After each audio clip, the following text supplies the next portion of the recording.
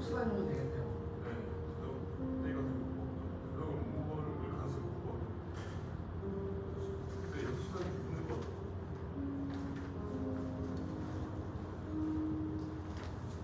생각이 안 나요.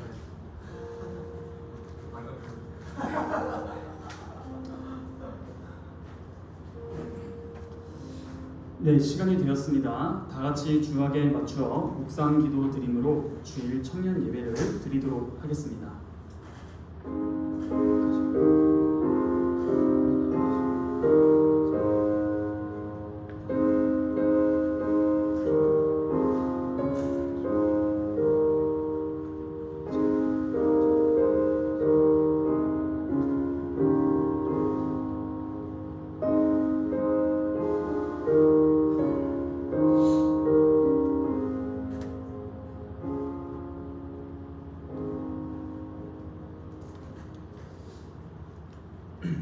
하나님이여, 내가 근심하는 소리를 들으시고 원수의 두려움에서 나의 생명을 보존하소서. 주는 악을 꾀하는 자들의 음모에서 나를 숨겨주시고 악을 행하는 자들의 소동에서 나를 감추어 주소서. 그들이 칼같이 자기 혀를 연마하며 화살같이 독한 말로 겨누고 숨은 곳에서 온전한 자를 쏘며 갑자기 쏘고 두려워하지 아니하는도다. 그들은 악한 목적으로 서로 격려하며 남 몰래 올무 놓기를 함께 의논하고 하는 말이 누가 우리를 보리오 하며 그들은 죄악을 꾸미며 이르기를 우리가 묘책을 찾았다 하나니 각 사람의 속뜻과 마음이 깊도다. 그러나 하나님이 그들을 쏘시리니 그들이 갑자기 화살에 상하리로다. 이러므로 그들이 엎드러지리니 그들의 혀가 그들을 해함이라. 그들을 보는 자가 다 머리를 흔들리로다. 모든 사람이 두려워하여 하나님의 일을 선포하며 그의 행하심을 깊이 생각하리로다. 의인은 여호와로 말미암아 즐거워하며 그에게 피하리니 마음이 정직한 자는 다 자랑하리로다. 아멘. 사도신경은 우리의 신앙 고백을 요약한 것입니다. 찬송가 앞면에 있는 사도신경을 펴서 읽으며 우리의 신앙을 고백하도록 하겠습니다. 우리가 무엇을 믿습니까? 전능하사 천지를 만드신 하나님 아버지를 내가 믿사오며 그 외아들 우리 주 예수 그리스도를 믿사오니 이는 성령으로 잉태하사 동정녀 마리아에게 나시고 본디오 빌라도에게 고난을 받으사 십자가에 못 박혀 죽으시고 장사한 지 3일 만에 죽은 자 가운데서 다시 살아나시며 하늘에 오르사 전능하신 하나님 우편에 앉아 계시다가 저리로서 산자와 죽은 자를 심판하러 오시리라. 성령을 믿사오며 거룩한 공회와 성도가 서로 교통하는 것과 죄를 사하여 주시는 것과 몸이 다시 사는 것과 영원히 사는 것을 믿사옵나이다. 아멘. 다 함께 시편 찬송 시편 100편 194페이지 함께 찬양하겠습니다.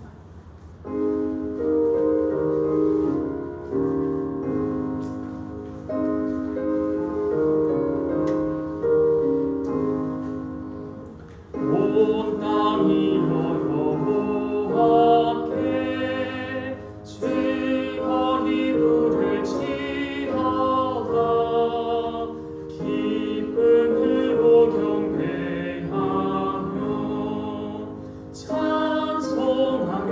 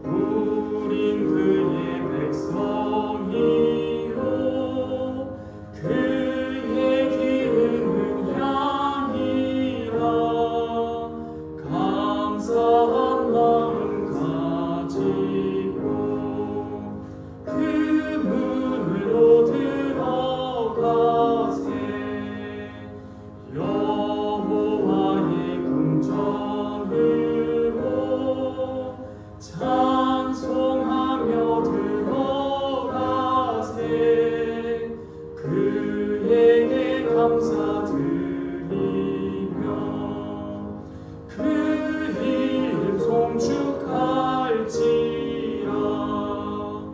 여호와는 선하시니 대적을 인자하시니 영원하고 성실함이 대대에 미치리로다.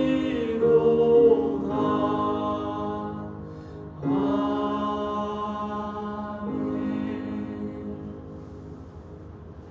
제가 대표로 기도하도록 하겠습니다. 거룩하신 하나님, 우리의 아버지, 감사합니다.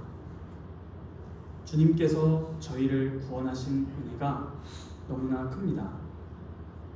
주님께서 비유로 말씀하셨을 적에 포도원 품꾼 비유처럼 아침 일찍 온 자나 저녁 늦게 온 자나 사실은 둘 다 자격 없음은 매한 가지임을 저희가 잊지 않기를 원합니다. 어느 누구도 주님 앞에 자격이 있어서 나온 자 없습니다.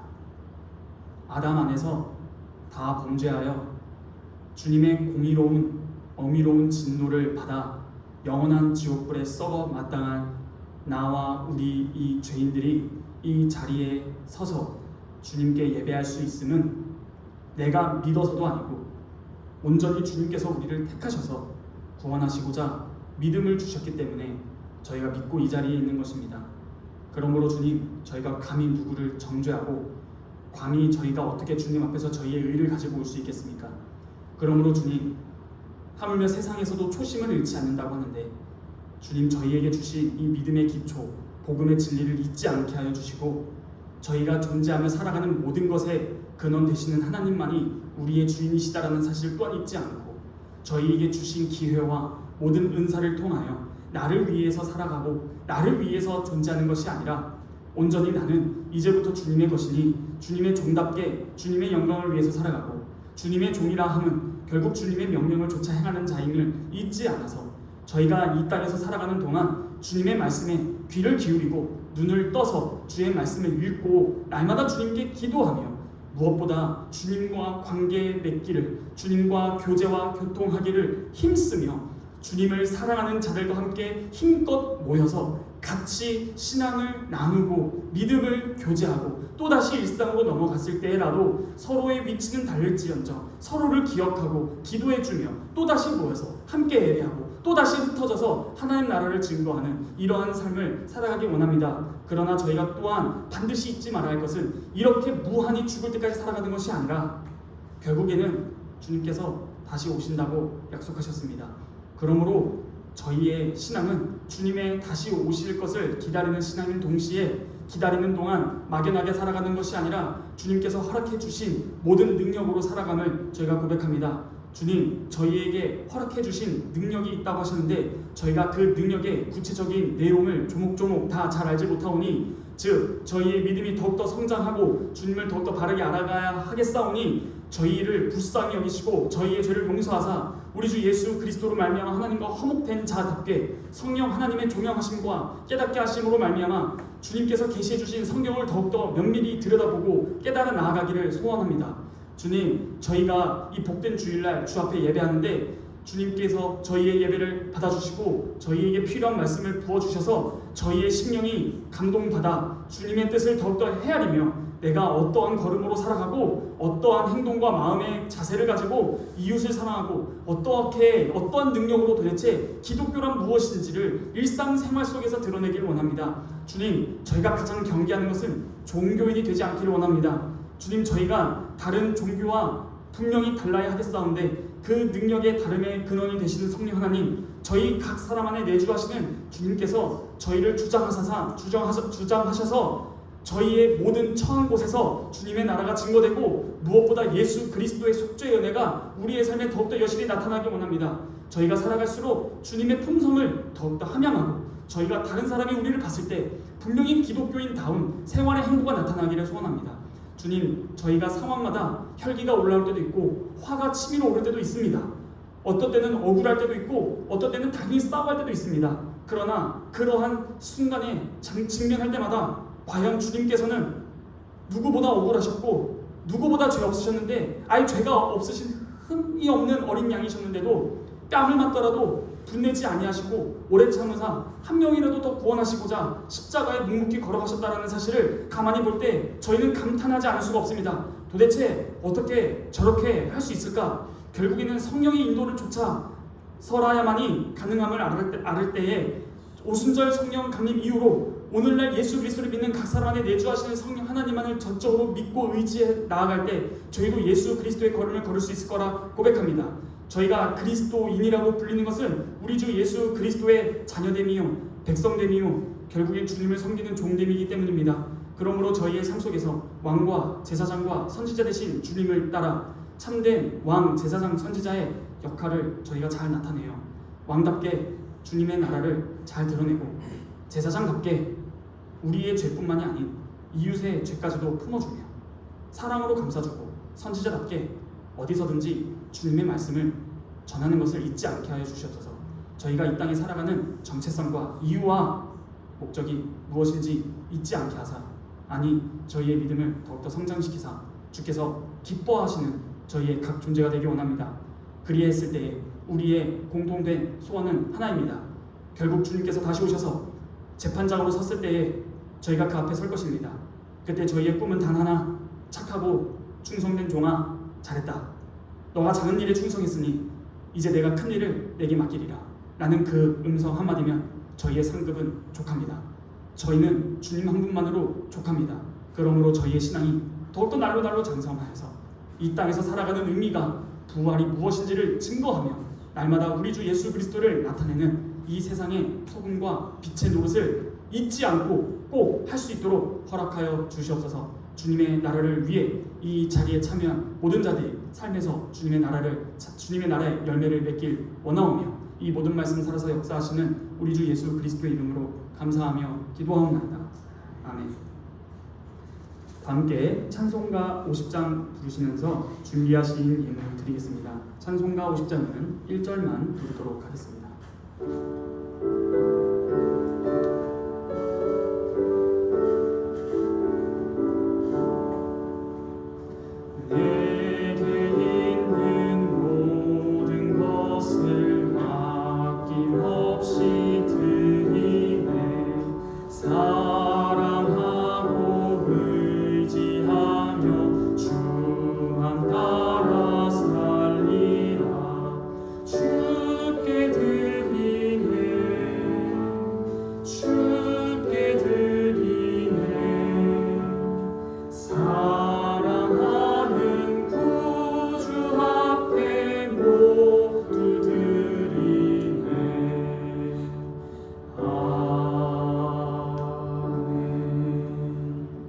제가 드린 예물을 위해 기도하겠습니다.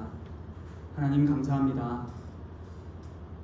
저희가 주 앞에 드리는 이 예물이 저희에게 주신 주님의 은혜보다 지극히 작음을 저희 양심이 압니다. 그러나 주님께서는 저희가 주신 은혜에 보답하여 많이 주 앞에 드린 것이 없을지라도 이것으로 책망하지 아니하시고 오히려 주님께서는 기쁘게 마음에 거리낌 없이 낸 자를 기뻐하시고 좋아하신다고 하셨습니다. 그러므로 주님 오히려 저희를 책망하지 아니하시고 사랑하신다라는 그 말씀 때문에 어떻게 보면 저희가 더 슬프기도 한 것 같습니다. 주님께서는 나를 위해서 죽기까지 하셨는데 과연 나는 어떠한 생활 태도를 보이고 있는가?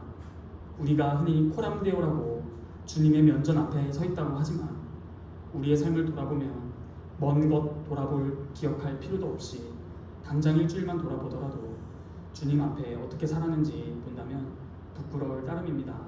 그러므로 저희의 입술에서 기쁨과 찬양이 많이 나오는 대신 주님 앞에 죄를 용서해달라는 회개 기도가 많이 나옵니다. 그러나 이렇게 회개하는 자를 멸시치 아니하시는 사랑과 긍휼과 자비가 무한하신 주님께서 우리의 아버지가 되신다는 사실이 진정 우리의 위로가 됩니다.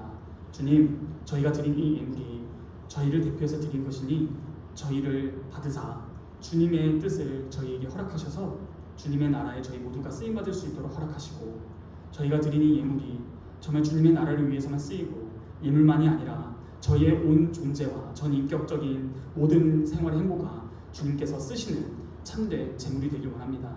하나님, 저희를 받으사 저희의 예배를 받아주시고 날마다 예수 그리스도를 믿는 믿음이 성장하는 저희 청년부가 될 수 있도록 허락하여 주시옵소서. 주께서 함께하여 주실 것을 믿사오며 예수님의 이름으로 기도합니다. 아멘.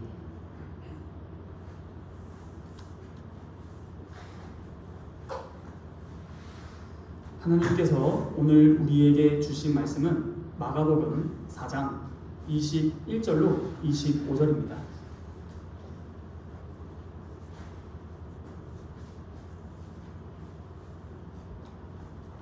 마가복음 4장 21절로 25절입니다.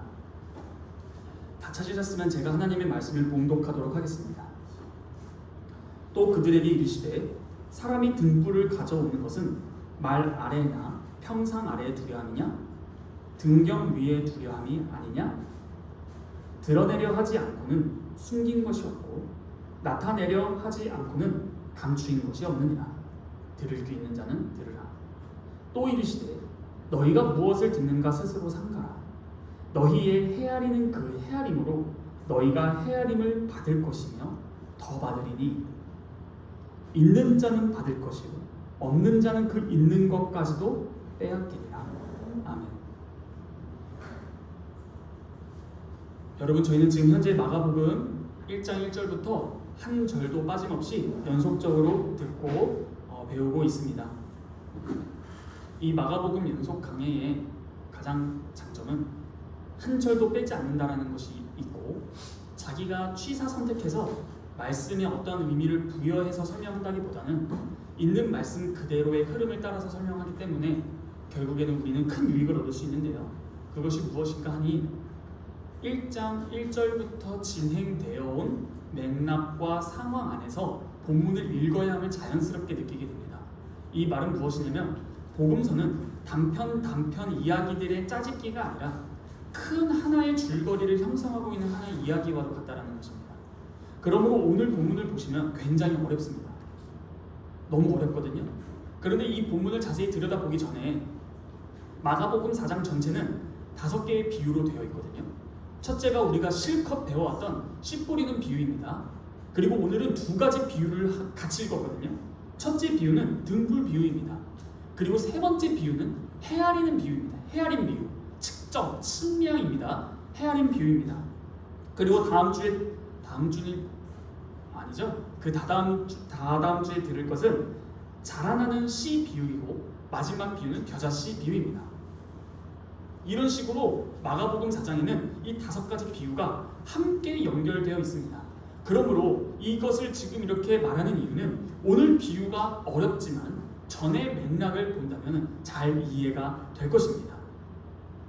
자, 오늘 말씀을 한번 보시죠. 이 비유는 2가지라는 말씀드렸습니다. 먼저 21절부터 23절까지라는 A의 비유와 24절부터 25절까지의 B 비유입니다. 이 두 비유는 비슷한 구조를 가지고 있어요. 21절과 24절은 비유입니다. 그리고 22절과 25절은 이 비유에 대한 설명이에요.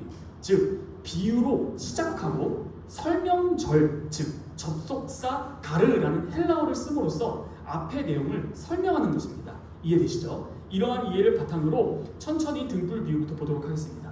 이 등불 비유를 보기 전에 질문을 하나 해볼까요? 등불이 뭡니까? 제가 말한 질문의 의도는 등불이 뭐냐라는 것인데 등불 모르는 사람은 없거든요. 근데 그 등불이 뭐냐라는 거예요. 등불은 뭘까라는 겁니다. 그런데 이거 정말 연구하면서 많이 어려웠는데요. 왜 어렵냐면요. 개역개정은 의역이 좀 있습니다. 자, 본론으로 들어가는데 오늘 본문을 보시면 등불을 뭐라 나오나요? 사람이 등불을 21절입니다. 사람이 등불을 가져오는 것은 이런 말이지 않습니까? 자연스럽나요? 자연스럽지 않나요? 자연스럽습니다. 그런데 원어를 보면은 이게 의역입니다. 뭐냐면요, 에르케타이호 리크노스 이렇게 나옵니다. 이게 뭐냐면요, 에르케타이가 오다예요. 오다, 동사 오다.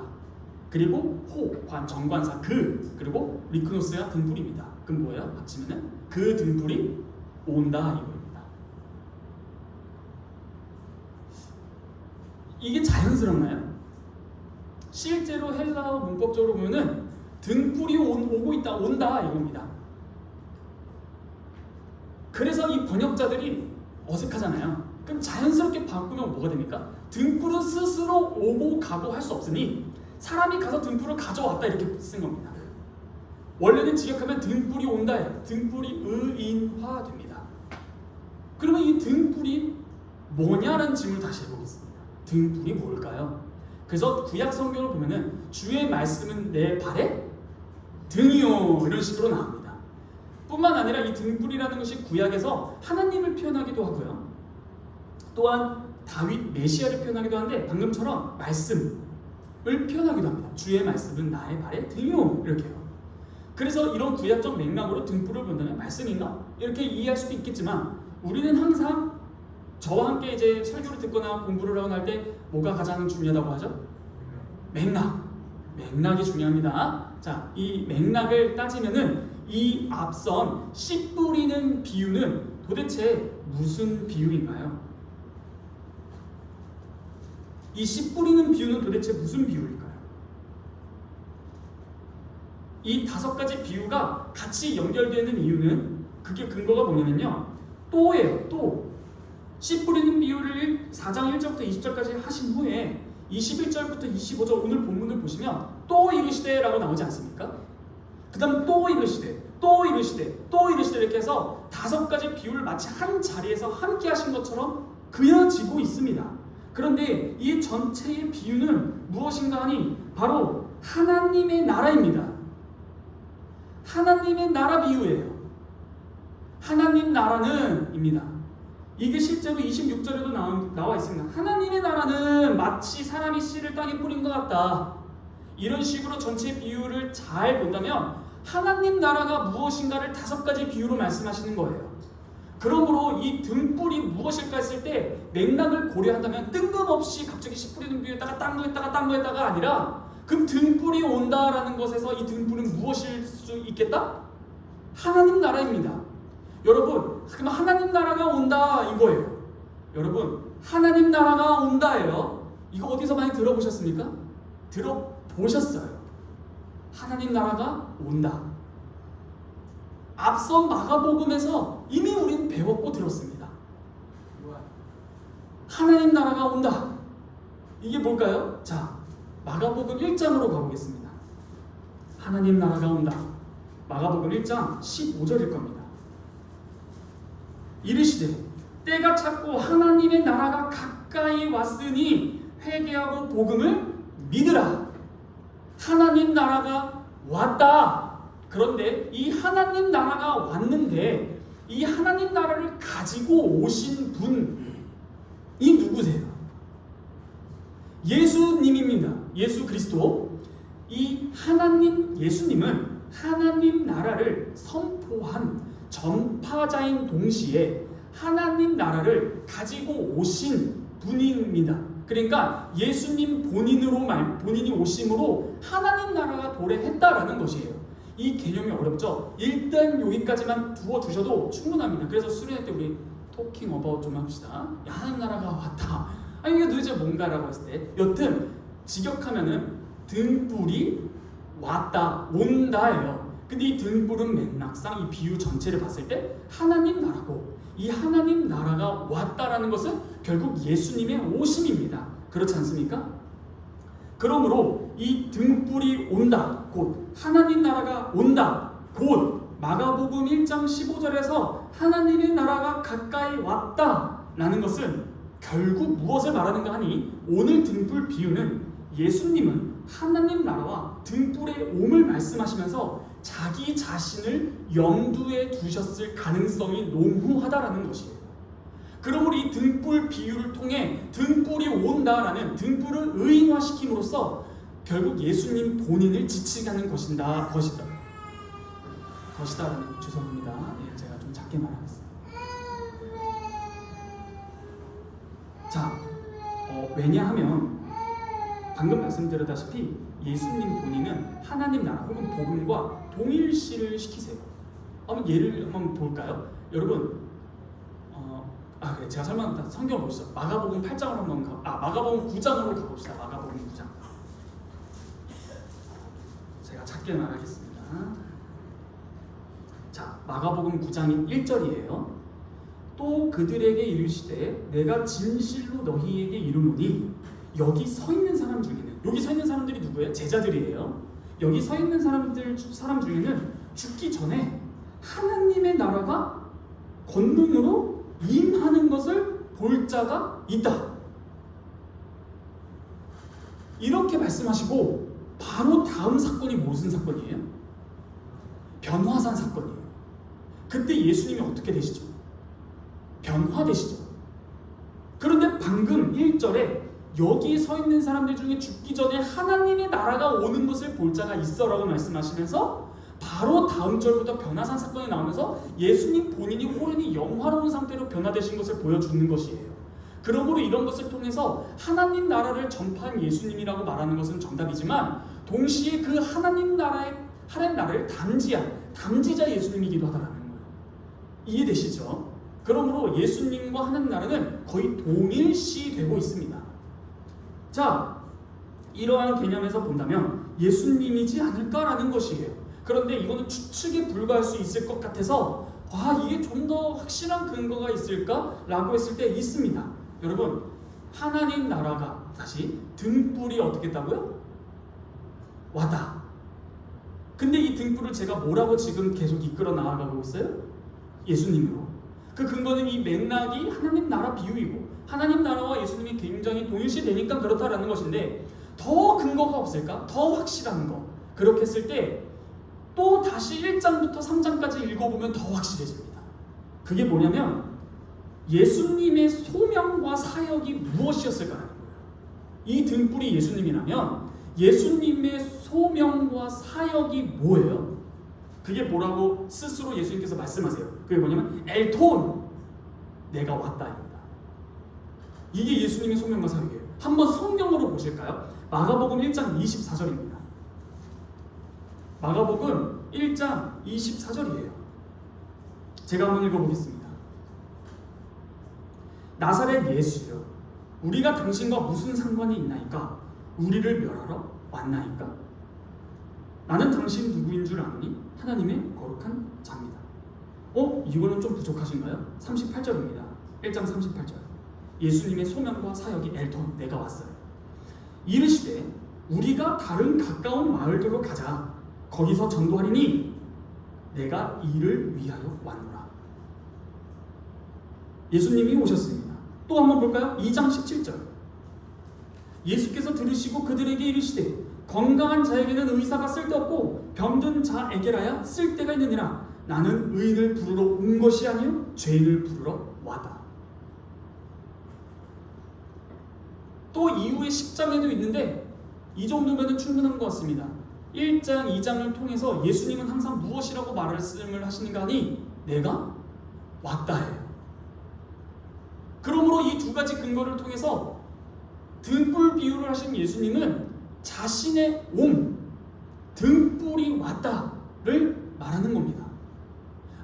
그렇구나. 그러면 사람이 등불을 가져오는 것이 의역이라고 했고 등불이 오는 것은 이젠 됐습니다. 그리고 21절 후반부를 볼 차례예요. 21절 후반부와 22절은 뭘 강조하는가 하니 일상적 지식이에요.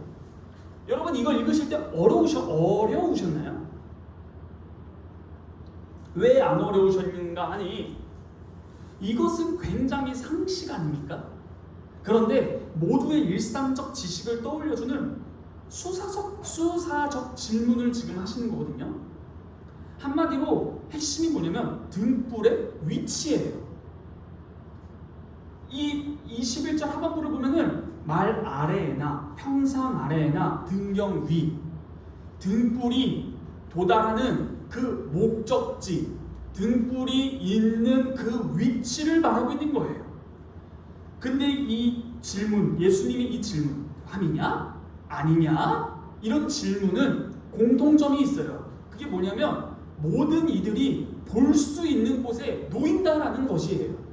그러나 차이점도 있는데요. 첫째는 이 말 아래나 평상 아래라는 말이 있죠.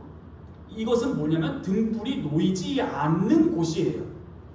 그리고 두 번째 다른 하나는 그것이 놓이는 곳 어디죠? 등잔대 위입니다. 이런 점에서 놓이는 곳이라는 것에 있어서 차이점은 분명히 있어요. 이러한 21절의 비유를 잘 이해하시면 22절이 이 비유에 대한 설명이라고 말씀드렸습니다. 22절을 한번 읽어보겠습니다. 드러내려 하지 않고는 숨긴 것이 없고 나타내려 하지 않고는 감추인 것이 없느니라. 이 등불이 되시는 예수님 본인은 마땅히 놓여야 하는 위치가 있는데 이 등불은 말이나 평상 아래에 놓이는 것이냐? 아니지. 등잔대 위에 놓이는 것이지 라는 일상적인 질문을 통한 깨닫게 하시고자 하시는 포인트가 있으셨다는 거예요. 그게 무엇인가요? 여러분, 마가복음 안에서는요, 예수님은 자신의 정체성을 마구마구 드러내실까요? 숨기실까요? 숨기십니다. 마가복음 안에서는요. 진영 집사님 계속 눈 마주쳐가지고 질문 하나 하겠습니다. 베드로가 신앙 고백한 거 아시죠? 뭐라고 하는지 아십니까?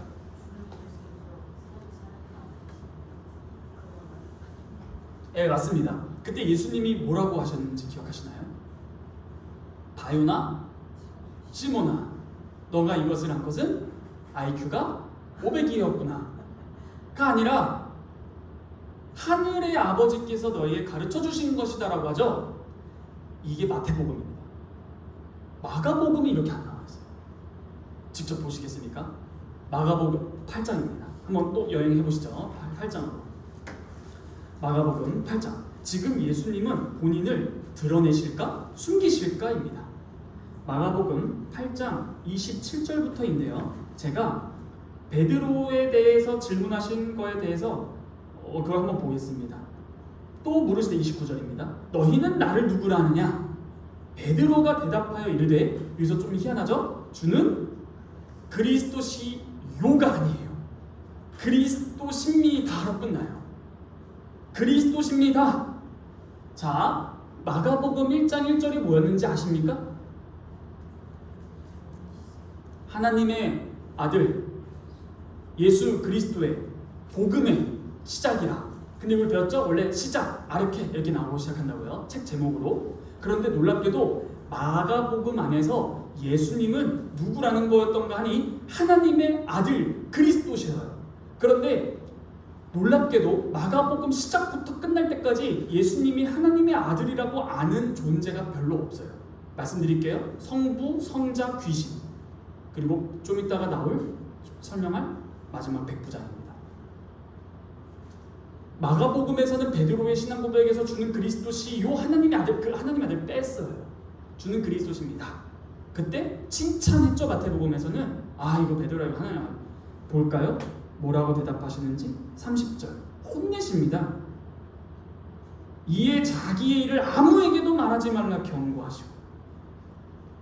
그래서 신학자들이 이 마가복음을 읽을 때 마가복음에서 나타난 예수님은 은닉하신 예수님, 자꾸 자신의 정체를 숨겨요. 귀신이 자신의 정체에서 말하려고 하면 입 다물라고 하시는 거예요. 끝까지 자신을 숨기십니다. 예수님은 본인을 드러내지를 않으세요. 이러한 개념으로 오늘 등불 비유를 보시면 하나 캐치가 됩니다. 뭐가 캐치가 되는 거 아니? 이런 질문이 들지 않습니까? 왜 이렇게 자신의 정체를 숨기시지? 이게 실제로 저희 친형이 저한테 옛날에 했던 질문이었어요. 아니, 예수님은 오셔서 내가 하나님이다, 내가 하나님인데 너 발 닦아줄게 이러면 이제 막 파괴력이 장난 아니지 않을까? 근데 맨날 뭐라고 해요? 인자가 사람의 아들이. 아니 자꾸 자신의 정체를 떳떳하게, 그래서 제자들도 그러잖아요. 빨리 우리를 속이지 말고 당신이 정말 그리스도인지 드러내라. 근데 말을 안 하세요. 자꾸 숨깁니다. 등불이, 그 하나님 나라를 가져오신 예수님이 마땅히 놓여야 할 등잔대 위에 올라가야 하는데 말이나 평상 아래에 있는 것 같아요. 이게 비유인데 21절에 대한 해설 22절을 보면은 왜 숨기시는지 이유가 나옵니다. 이 질문, 즉 왜 숨기세요? 에 대한 답입니다.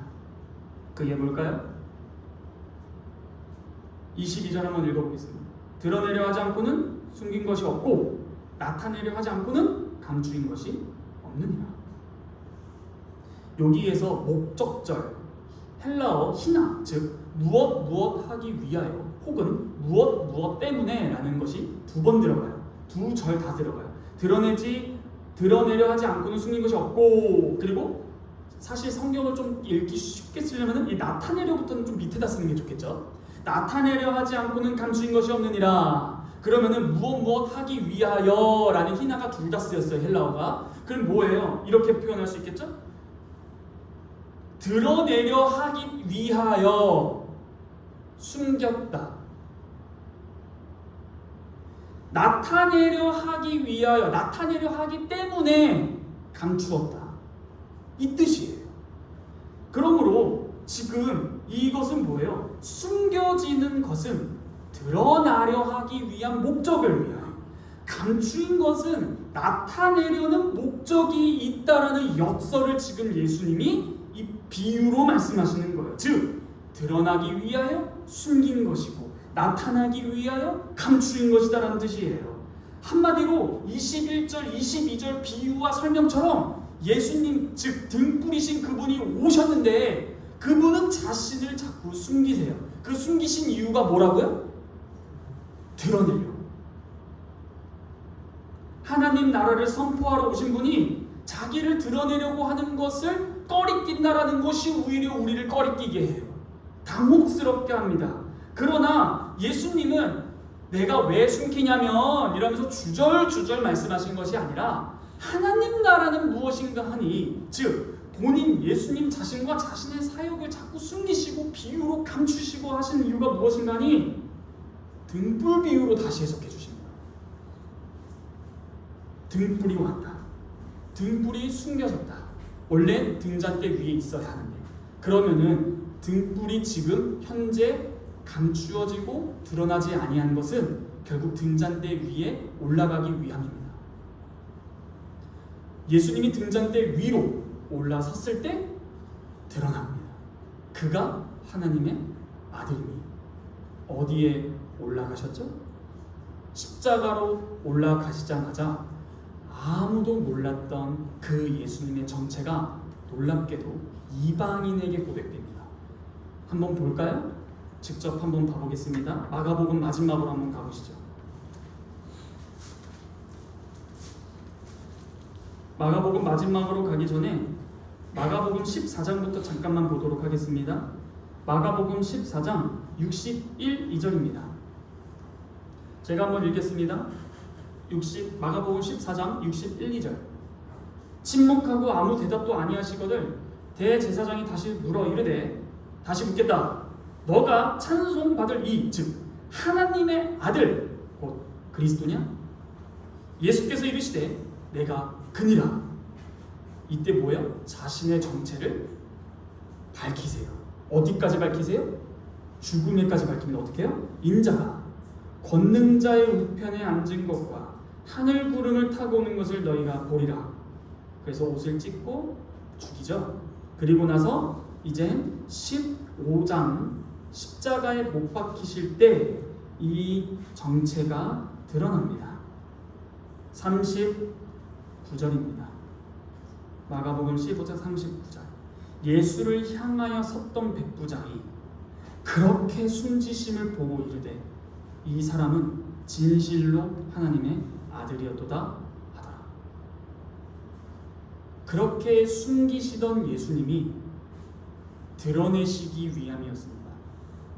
결국에는 외부인 곧 이방인에게까지 예수 그리스도의 십자가 사건으로 만천하의 모든 것이 드러나게 됩니다.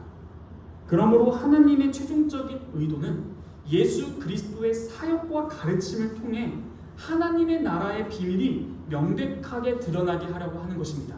여러분, 하나님 나라의 비밀이에요. 그게 무엇이었죠? 회개하라, 천국이 가까이 왔으니 복음을 믿으라. 하나님의 나라에 들어가는 유일한 비밀은 십자가에 달려 죽으시고 부활하신 예수 그리스도를 믿음으로 말미암아 들어가는 그 놀라운 비밀이 진짜로 역사 위에서 예수 그리스도가 자신의 택한 백성의 죄를 위하여 십자가에 들려 올라갈 때 그 등불이 등잔대 위에 섰을 때에라야 비로소 모든 만천하의 하나님 나라에 들어가는 유일한 비결, 비밀이 만천하에 드러나버립니다. 그 첫 번째 들어간 사람이 원래 이방인은 더럽고 추잡하고 인간 쓰레기였는데 이방인인 사람이 예수님을 고백합니다. 이는 진실로 하나님의 아들이었다. 결국 이게 뭡니까? 감추는 것은 드러나기 위함. 하나님께서 예수님께서 자신의 사역과 정체성을 감추신 것은 드러내기 위함. 그러므로 마가복음을 우리가 계속 읽어 나아갈 텐데 계속 자신의 정체를 숨기실 겁니다. 그 이유가 뭐라고요? 드러내려고 하는 것입니다. 이 비유는, 등불 비유는 잘 맥락을 또 따지면요 중요한 것이 있습니다. 4장 10절을 한번 보시겠습니까? 씨 뿌리는 비유인데요, 이 씨 뿌리는 비유를 하신 후 씨 뿌리는 비유의 의미에 대해서 말씀을 하실 때 이 말씀을 듣는 존재는 제한됩니다. 예수께서 홀로 계실 때에 함께한 사람들이 12제자와 더불어 이렇게 나옵니다. 지금 이 비유의 해석과 해설을 듣는 자들은 한마디로 우리가 마가복음 4장 전에 했듯이 그 내부인 외부인 기억하시나요? 친가족이라 해도 문 밖에 서 있었고 누가 내 가족이었을 때? 제자들. 그래서 내부인과 외부인을 말씀드렸었고 그 내부인과 외부인의 가르는 기준은 주님의 말씀을 청종하는 자였습니다. 같이 함께 있는 자였어요. 그래서 예수님께서 제자들을 부르시면서 저번에 설교했던 내용 중에 하나가 내가 너희를 세움은 너희가 나와 함께 머물게 하기 위하여다 라는 것도 들었었어요. 그처럼 이 내부인만 마가복음 4장 10절부터 맥락상 쭉 내부인만 듣는 겁니다. 그렇다면 지금 이 등불 비유도 누가 듣는 중이에요? 내부인만 듣는데 제가 방금 말씀드렸다시피 마가복음 15장 예수님께서 십자가에 숨지실 때 외부인인 로마 군대장관 백부장이 하나님의 아들이라고 고백하는 그 사건이 일어나는 것이 굉장히 역설적이다라는 것입니다. 하물며 극동에 있는 이 조선 땅에도 우리가 그 예수님을 주님이라고 고백하고 있지 않습니까? 왜요? 감추셨기 때문에, 드러나셨기 때문에. 이러한 비밀이 지금 이 예수님의 등불 비유예요. 등불이 온다. 그리고 나서 이 등불 비유는 23절로 결론이 나는데요. 23절이 뭔가 하니? 들으라. 들을 낀 자는 들으라. 자, 이 들으라는 것은 청취에 대한 요청, 주의 깊게 들으라는 요구, 그 이상의 의미를 지닙니다. 자, 지금까지 21절과 22절을 목 아프게 설명한 핵심은 예수님 자신의 사역과 가르침과 정체성에 대해서 숨기시고 은닉하시는데 이것이 결국 드러난다고 했죠. 그런데 마지막이 들으라는 겁니다. 무슨 말이죠? 숨김과 은닉 비유의 결론이 들으라는 거예요. 이 드러남, 결국 드러날 것, 핵심은 이 메시지를 잘 듣는 겁니다. 무슨 말이죠?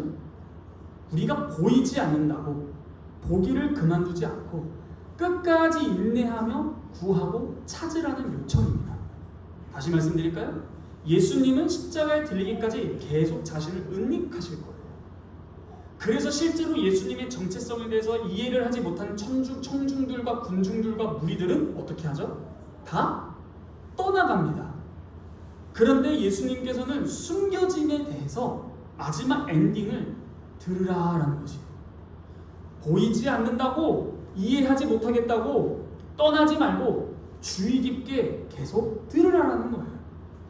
더 나아가 이 등불 비유의 결론인 들으라라는 것은 앞선 비유, 즉 씨 뿌리는 비유와도 연관성이 있습니다. 4가지 종류의 땅에 떨어진 씨 비유는 듣는 자의 태도에 따라 씨가 죽냐 사냐가 결정되기도 했었습니다. 따라서 씨 뿌리는 비유를 바로 잇는 이 등불 비유의 결론인 들으라는 것은 청자의 상태에 따라 사라져버린 하나님 나라의 씨에 관한 말씀을 듣고 좌절한 사람의 영혼을 일깨우는 소리처럼 들립니다. 다시 말씀드릴까요? 씨 뿌리는 비유에서 나는 길가 혹은 돌박 혹은 가시떨기 같아 라는 사람들을 위하여 다시 말씀하시는 비유예요. 뭐라고요? 들으라. 다시 들으라 라는 것입니다. 두 번째 비유로 넘어가겠습니다. 24~5절입니다. 이 두 번째 비유는 측정, 헤아리는 비유입니다. 이게 헬라어로요 메트로스라는 건데요. 혹시 여기서 메트로놈이라는 거 아시는 분이 있으신가요? 메트로놈이 뭐죠? 똑딱이죠, 똑딱이. 그겁니다. 측량, 측정하는. 그런데 이 듣는 것, 헤아리는 것은 문자적인 의미는 양과 수를 측정하는 행위예요. 양과 수를 측정, 약간 저울질하는 거 있죠? 양과 수를 측정하는 게 이 메트레오라는 헤아림인데요. 근데 진짜로 문자적으로 지금 헤아리라? 지금 뭔가 양과 수를 헤아리라는 건가요? 다시 맥락을 보면 뭘 헤아리라는 거예요? 앞선 23절이 어떻게 끝났어요? 들으라. 그러면 무엇을 헤아려야 하는가 하니 그 듣는 것을 헤아리라라는 거예요. 헤아리라? 듣고, 24절에 동사가 뭐가 나오죠? 듣고, 주목하고, 헤아리는 것. 이것이 결국에는 우리가 헤아려야 될 것인데, 다시 말해 예수님이 주시는 하나님 나라의 비밀이 이 전체 맥락이라면 현 문맥 24~5절에 헤아리는 것의 대상은 예수님의 가르침입니다. 예수님의 가르침을 듣고 이해하는 인지 과정. 내가 말하는 것을 잘 헤아려라, 잘 측량해라 라는 거예요. 그런데 놀라운 것은 헤아리는 헤아림으로 헤아림을 받을 것이다 라는 말이에요. 우리 바꿔볼까요? 내가 무엇인가를 헤아린다라는 것은 수동적이에요? 능동적이에요? 능동적이죠. 그럼 하나씩 질문해 보니까 답해 보세요. 너희의 헤아리는 능수예요. 뭐예요? 헤아리는 능동. 그 헤아림으로 능동수동. 능동. 너희가 헤아림을 받을 것이며 능동수동. 수동이에요. 그런데 끝나는 게 뭐라 끝나면 더 받을. 도대체 이게 무슨 말이죠? 아니 지금 헤아리는 것의 대상은 분명히 주님의 가르친 말씀이에요. 그런데 예수님께서 너희의 헤아리는 그 헤아림으로 너희가 헤아림을 받을 것이요 라고 말씀하셨습니다. 즉 수동태 동사 헤아림을 받을 것의 문법상의 주어는 누가 헤아림을 받아요? 제자들입니다. 그럼 문법상의 주어는 듣고 있는 제자들이지만 의미상의 주어 헤아리는 주체는 누구예요? 하나님입니다. 너희가 잘 들어라 라고 하시면서 그 다음 비유가 헤아리는 헤아림으로 헤아림을 받을 것이다. 뭘 헤아려요? 주님이 지금까지의 모든 가르침과 말씀을 듣는 것, 그 인지 능력, 이해하려고 하는 것, 끊임없이 추구하는 것, 헤아려라. 그런데 어떻게 끝나요? 헤아리면 헤아린 대로 잘 헤아려질 거야가 아니라 헤아리는 대로 헤아림을 받을 것이다. 이렇게 말씀드릴까요? 쉽게 말씀드리겠습니다. 잘 들으십시오. 너희가 듣고 이해하는, 즉 헤아리는 양만큼, 헤아리는 만큼, 이해되세요? 측량이라고 바꿔볼게요. 헤아림 대신 측량, 측정 이렇게 바꿔볼게요. 자, 제가 의역을 해보겠습니다. 너희가 듣고 이해하는, 곧 측정하는 양, 측량만큼 깨달음이 하나님에 의해 주어지게 될 것이다. 측량될 것이다. 이해되십니까? 여러분들의 예수님의 가르침을 헤아리고 측량하고 측정하는 만큼 깨달음을 얻는 것인데 그 깨달음이 주님께서 주실 것이다. 이게 무슨 말이에요?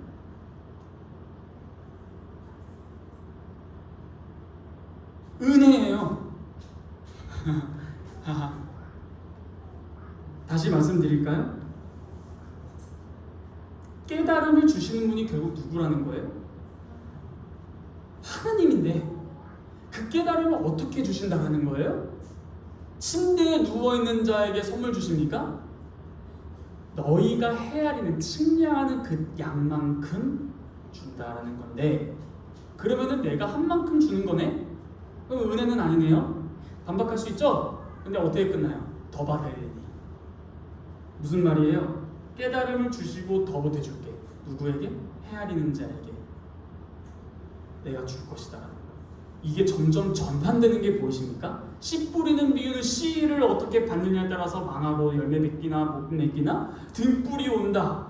그는 감추어진 것은 나타내려 합니다. 그러면서 전환이 싹 되면서 뭐라고 해요? 측정으로 돼요. 나의 모든 사역과 나의 모든 가르침이 숨겨져 있는데 헤아리는 자가 헤아리는 만큼 헤아림을 받을 것이다. 그런데 더 받으리니. 이렇게 함으로써 어떻게 해야 됩니까? 25절입니다.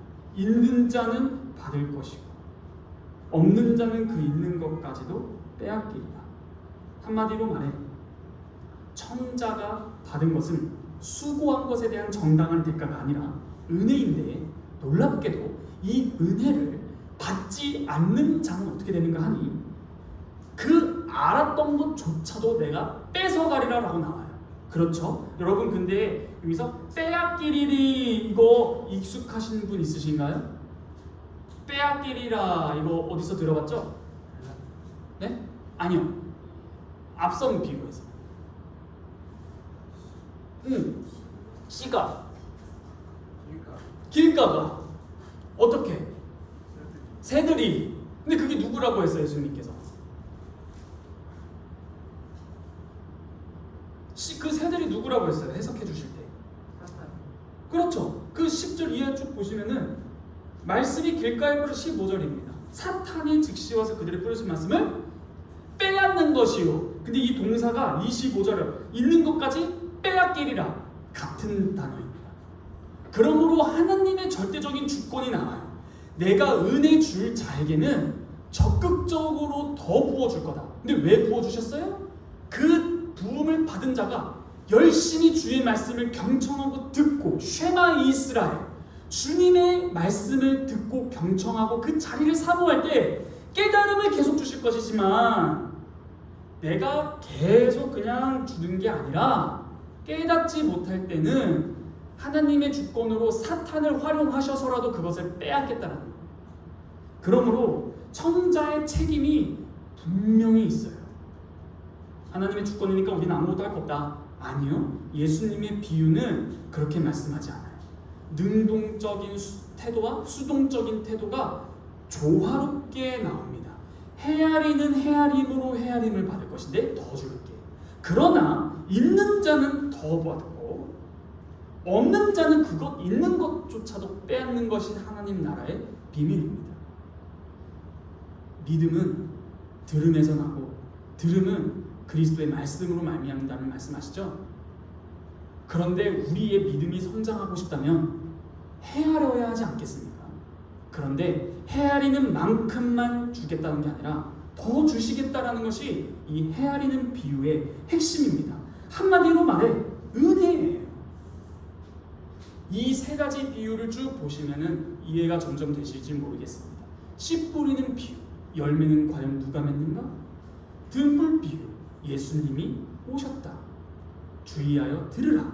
헤아림 비유, 너희가 나의 모든 사역과 가르침을 주의 있게 들은다면 그 듣는 것만큼 주는 것이 아니라 더 주리라. 점점점 어떠한 변화가 생기는지 보이시는지 여러분들이 보이시나요? 자, 무슨 말이에요? 첫 번째 씨 뿌리는 비유, 두 번째 등불까지는 누구의 책임이 되게 컸어요? 듣는 자, 청자의 태도가 굉장히 강조돼요. 밭의 상태에 따라 말씀인 씨가 열매를 맺을 수도 있다. 못 맺을 수도 있다. 그러면 누구의 중요성이 강조됩니까? 땅의 상태죠. 그 다음 등불, 예수님이 오셨어요. 감추셨어요. 드러나기 위함이에요. 결국에는 그것을 듣는 자들의 보이는 모습이 잘 보이지가 않아요.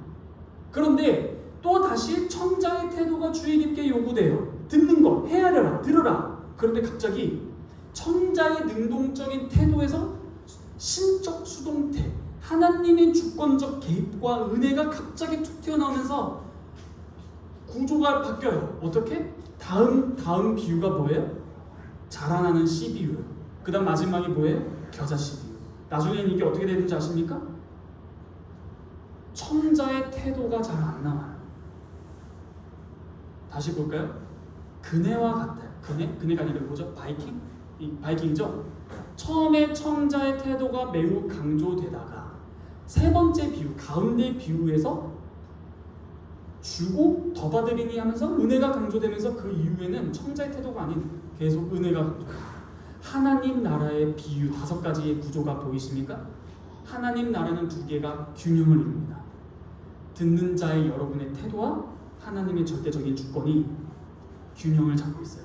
씨 뿌리는 비유, 밭의 상태에 따라서 열매를 맺냐 못 맺느냐가 정해졌다가 예수 그리스도께서 감추어졌다가 그 예수님의 가르침과 사역을 헤아리는 자만큼 헤아림을 받을 것인데 더 주려는 어떤 반전이 살짝 일어났다가 네 번째 비유부터 뭐예요? 너가 씨를 뿌리러 갔다. 이거 아시죠? 밤낮 자는 중에 씨가 알아서 자라지 않냐? 이제 씨가 알아서 자라요. 그리고 나서 겨자 씨가 뭐예요? 그 작은 씨가 어떻게 돼요? 완전히 온 땅으로 퍼진다. 이런 식으로 지금 하나님 나라를 5가지 비유로 말씀하시는 거예요. 오늘 말씀을 이제 맺겠습니다. 정리하겠습니다. 예수님은 계속적으로 가르쳤고 사역하셨어요. 그런데 오늘 등불 비유처럼 아무도 그가 누구인지를 눈치채지 못합니다. 가려집니다. 감추어집니다. 그리고 랍비들, 지도자들이 보기에 예수는 갑자기 뜬 신생 EBS 선생이에요. 그쵸? 갑자기 뜬 사람이에요. 아니, 그런데 이 사람이 하나님 나라를 가져왔다고? 그렇다면 평범한 인생을 살던 이 예수라는 청년이 어떻게 하나님 나라를 가져왔는지 안 가져왔는지를 알 수 있는 것을 알 수 있을까 했을 때 다시 말을 조금 다듬어 보겠습니다. 어떻게 하나님의 나라의 문의를 예수님을 통해 발견할 수 있을까? 하나님 나라를 가져오신 예수님, 그 예수님을 어떻게 잘 이해할 수 있을까? 답은 들음입니다. 듣는 거예요. 계속 듣는 거예요. 주의하여 들어라.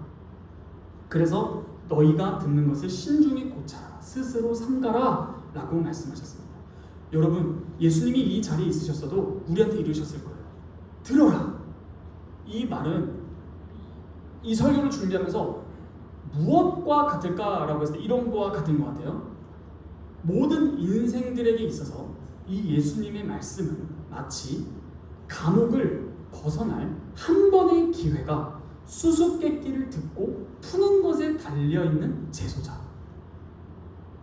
우리 모두는 영원한 감옥에 있는데 이 영원한 감옥으로부터 풀려날 유일한 방법이 그 수수께끼를 듣고 푸는 우리들은 재소자와 같다는 거예요. 예수님은 계속 들으라라고 비유로 말씀하시는 거예요. 등불이 온다. 감추어지려는 것이 아니라 드러나기 위함이다. 헤아려라. 헤아리는 만큼 헤아림을 받을 것이다. 그러나 더 받으리니 있는 자는 더 받고 없는 자는 있는 것도 빼앗으리라. 그러므로 우리는 다음 주 비유가 기대됩니다. 알아서 잘하는 씨비유, 겨자 씨비유. 도대체 이 하나님 나라는 뭘까요? 다른 거 필요 없이 오늘의 핵심은 명백합니다. 헤아려야 됩니다. 하나님의 말씀을 잘 듣고 배워야 돼요. 그러면 주시는데 놀랍게도 더 주십니다. 그러나 이러한 주님의 말씀을 주의하지 않을 땐 빼앗길 것입니다. 누가 빼앗는가 하니 사탄이 빼앗습니다. 그 있는 것까지도 빼앗깁니다. 그러므로 우리는 헤아리는 동시에 하나님의 주권을 생각한다면 무엇과 무엇이 함께 가는지 알 수 있습니다. 그게 뭐냐면 바로 말씀 연구와 기도입니다. 이 두 가지는 쌍둥이입니다. 오늘 비유가 딱 그래요. 여러분 말씀 읽으셔야 하고 기도하셔야 됩니다. 오늘 설교를 왜 이렇게 길게 했을까요? 그냥 이렇게 말하고 끝낼 거예요. 말씀 읽고 설교 잘 듣고 기도하시면 됩니다가 오늘 비유입니다. 헤아리는 만큼 헤아림을 받을 겁니다. 말씀을 읽은 만큼 알려주실 거고 기도하시는 그런 여러분들의 태도는 하나님의 절대적인 주권을 인정하는 것입니다. 여러분 이 말하고 마무리하겠습니다. 20초만 주시기 바랍니다. 감추었던 것이 밝히 드러난다고 말씀드렸는데 마지막 그날에 씨를 뿌리는 그 사람의 정체가 씨를 뿌리는 자가 아닌 결국 추수하는 자로 드러날 것입니다. 모든 사람에게 주권과 권세가 나타날 것입니다.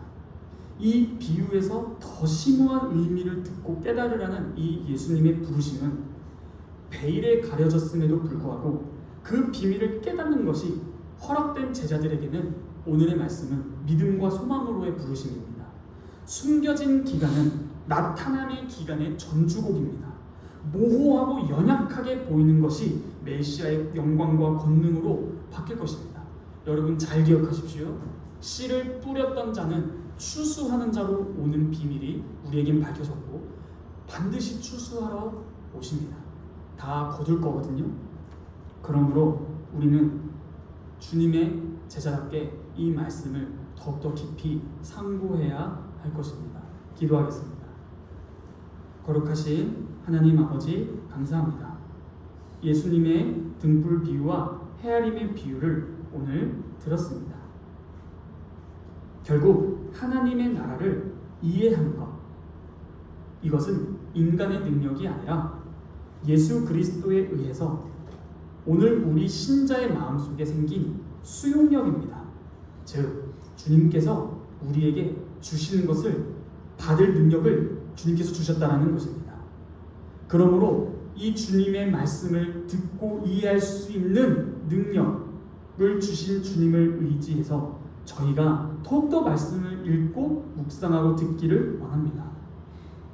그러므로 헤아리는 것만큼 주시는 분이 아닌 그 이상으로 더 주시는 은혜와 자비의 아버지, 우리가 주님의 말씀을 잘 듣고 이해하여 이 하나님 나라의 깊이 있는 비밀을 깨달을 수 있도록 허락하여 주시옵소서.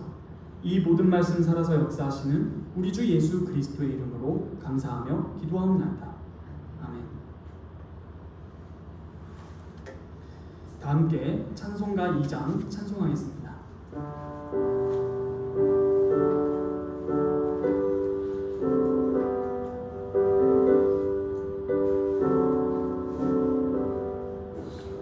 찬양 성부 성자 성령 성삼위일체께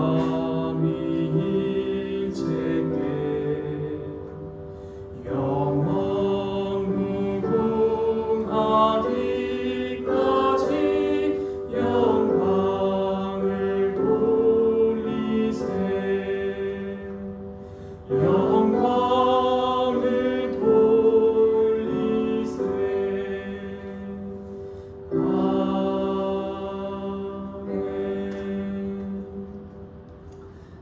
주님께서 가르쳐 주신 기도로 기도하며 예배를 마치겠습니다. 하늘에 계신 우리 아버지여, 이름이 거룩히 여김을 받으시오며 나라에 임하옵시며 뜻이 하늘에서 이룬 것 같이 땅에서도 이루어지이다. 오늘날 우리에게 일용할 양식을 주옵시고 우리가 우리에게 죄 지은 자를 사하여 줄 것 같이 우리 죄를 사하여 주옵시고 우리를 시험에 들게 하지 마옵시고 다만 악에서 구하옵소서. 대개 나라와 권세와 영광이 아버지께 영원히 있사옵나이다. 아멘.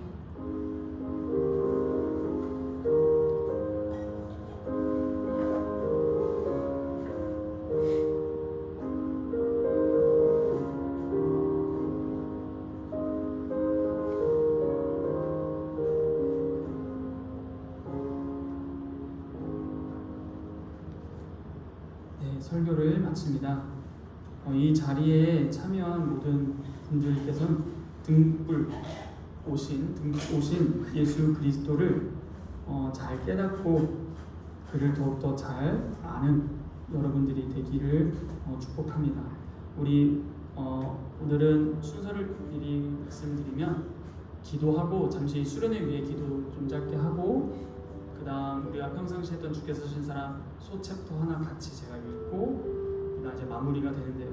임원분들과 함께 수련회 막바지를 좀 함께 좀 준비해 보도록 얘기만 하고 또 이렇게 전체 마무리를 하도록 하겠습니다. 우리 이 시간 수련회를 위해서 기도했으면 좋겠습니다. 오늘 기도 제목은 두 개입니다. 저번 주는 자기를 위해서 기도하라고 했는데 똑같습니다.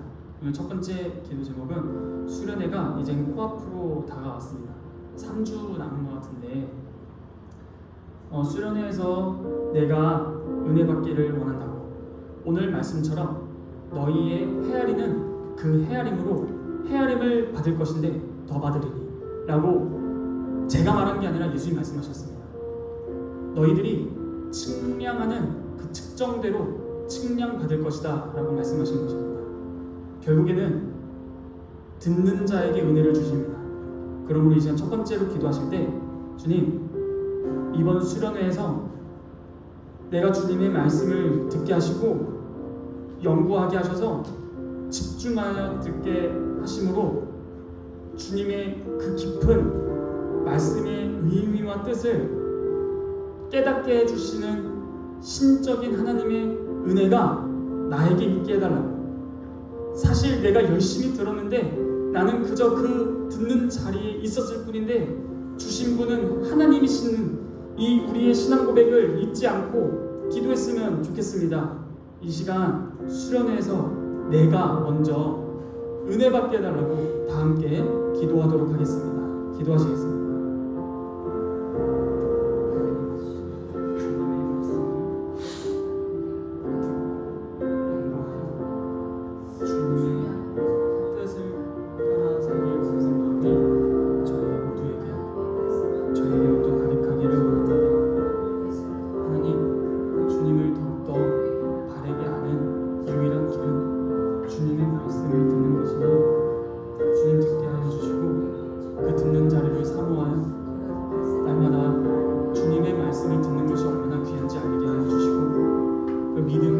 들음에서 나고 그 들음은 그리스도의 말씀으로 말미암는다 하셨습니다.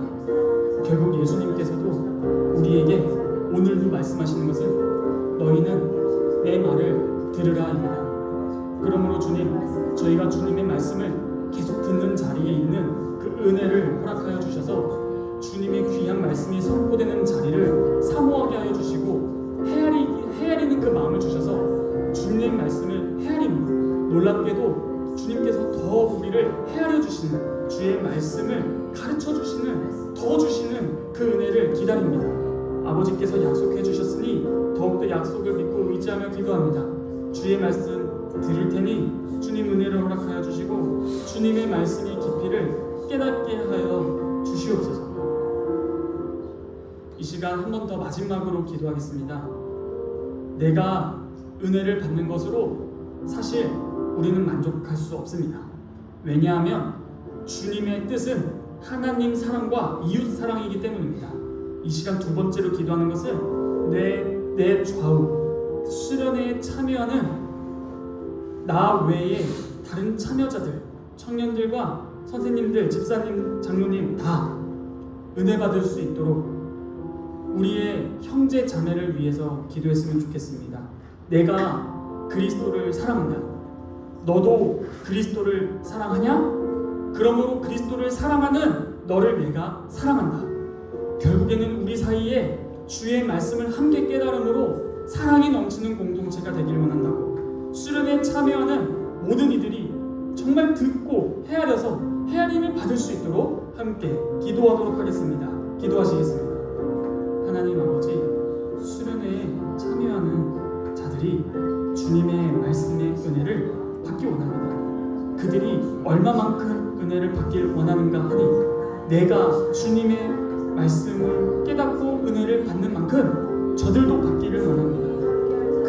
이러한 이유와 목적은 단순한 것이 아니라 내가 주님을 사랑하는 것처럼 너도 주님을 사랑했으면 좋겠다. 정말 우리가 복음을 전하는 이유도 내가 누리는 이 놀라운 복음이 나만 알 수 없고 너도 알았으면 좋겠다.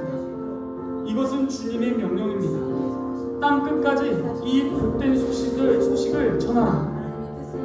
주님, 우리 모두가 듣게 하여 주시고 깨닫게 하여 주셔서 우리의 입으로 고백하는 이 신앙 고백이 투철해지고 막연한 관념이나 사상이 아니라 정말 주님의 말씀이 입각한 참된 지혜와 지식으로 우리에게 모두에게 오기를 원합니다. 성령 하나님, 저희 수련회를 준비시켜 주시고 모든 자들에게 헤아리는 그 은혜, 더 주시는 은혜를 허락하여 주시옵소서. 하나님 아버지, 감사합니다. 저희가 수련회가 얼마 남지 않았습니다. 많이 참석하나 적게 참석하나 저희에게 중요한 것은 참석한 자들이 나를 포함하여 모두 은혜 받기를 원하는 것입니다. 모든 자들이 주님의 말씀을 깨닫고 하늘에 계신 우리 아버지가 과연 얼마나 위대한 일을 우리에게 베푸셨는지 날마다 하는 이 신앙 고백인 사도신경의 의미를 더욱더 깨닫기 원합니다.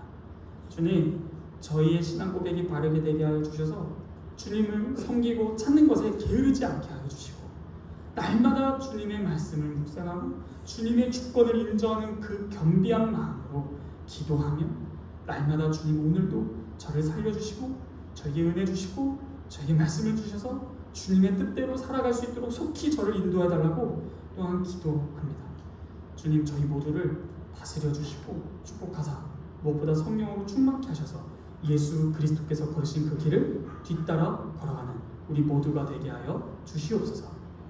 저희 모두를 은혜로 감싸 주실 것을 믿고 수련회에서 말씀의 깊은 깨달음을 허락하여 주실 것을 간절히 기도하오며 이 모든 말씀 살아서 역사하시는 우리 주 예수 그리스도의 이름으로 감사하며 기도하옵나이다.